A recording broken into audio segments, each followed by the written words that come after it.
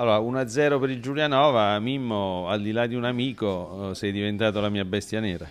No, vabbè, giustamente come diceva il mister del Chieti poc'anzi, ci sono ancora 75 punti a disposizione.